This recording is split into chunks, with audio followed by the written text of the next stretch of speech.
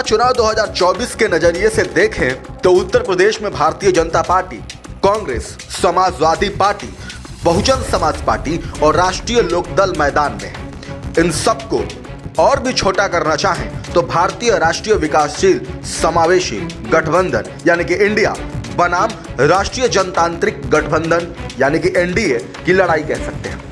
हालांकि अभी तक बसपा दोनों में से किसी भी अलायंस का हिस्सा नहीं है। यूपी में बीजेपी नीत, एनडीए में अपना दल निषाद पार्टी सुबसपा, वहीं एनडीए में फिलहाल सपा, कांग्रेस, रालोद, अपना दल, कमेरावादी महान दल है। इन सबके बीच एक नया समीकरण बनने के संकेत हैं। क्या है वो समीकरण, पूरी खबर रिपोर्ट में देखिए। माना जा रहा है कि इंडिया और एनडीए दोनों के साथ न जाकर बसपा अपना एक अलग अलायंस बनाएगी। इसमें उसका साथ देगी ऑल इंडिया मजलिस इत्तेहादुल मुस्लिमीन यानी कि AIMIM। हैदराबाद के सांसद असदुद्दीन ओवैसी की अध्यक्षता वाली पार्टी ने साल 2022 का यूपी विधानसभा चुनाव भी लड़ा था और साल 2023 में संपन्न हुए नगर निकाय चुनाव में भी बढ़ चढ़कर हिस्सा लिया था।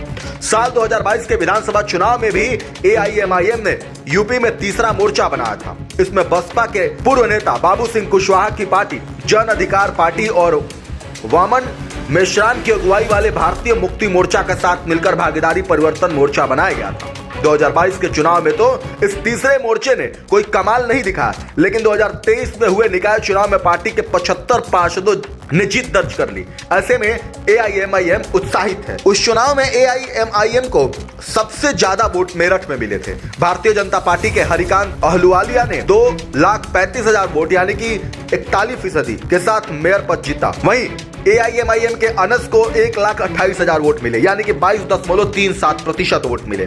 या सपा उम्मीदवार सीमा प्रधान को 13,000 वोट से अधिक मिले। वह मेरठ के सरगना में से सपा विधायक अतुल प्रधान की पत्नी है। AIMIM के अनुसार उसके उम्मीदवारों ने निकाय चुनाव में 83 वार्डों में पार्षदों और सभासद के तौर पर जीत हासिल की। निकाय चुनाव में AIMIM ने 17 मेयर सीटों में से 10 पर चुनाव लड़ा।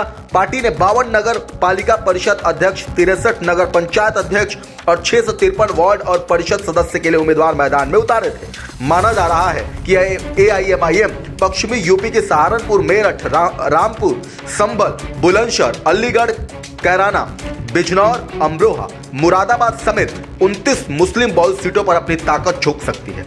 अब जबकि पार्टी की बसपा से अलायंस से खबरें आ रही है, ऐसे में यह संभव है कि AIMIM 10 से 15 सीटों पर चुनाव लड़े। अगर ऐसा हुआ तो एक और जहां बसपा के लिए यह फायदेमंद होगा कि मुस्लिम वोट बैंक उसके साथ जुड़ा रहेगा, वहीं बसपा के दलित वोटों की मदद से AIMIM के लिए भी खाता खोलने की संभावना है। अब यह देखना दिलचस्प होगा कि निकाय चुनाव में AIMIM का कमाल लोकसभा में दिखेगा या नहीं, या फिर 2022 के विधानसभा चुनाव की तरह ही पार्टी के साथ निराशा हाथ लगेगी। अगर बसपा और AIM के बीच गठबंधन हुआ तो इंडिया अलायंस के लिए मुस्लिम वोट बैंक को सहेजना मुश्किल हो सकता है। हालांकि अभी तक बसपा और AIM दोनों की ओर से अलायंस के मुद्दे पर कोई प्रतिक्रिया नहीं आई है। बरा, आपकी इस खबर पे क्या राय है? कमेंट बॉक्स में जरूर बताएं। वीके न्यूज उत्तर प्रदेश, उत्तराखंड, सच का सारथी।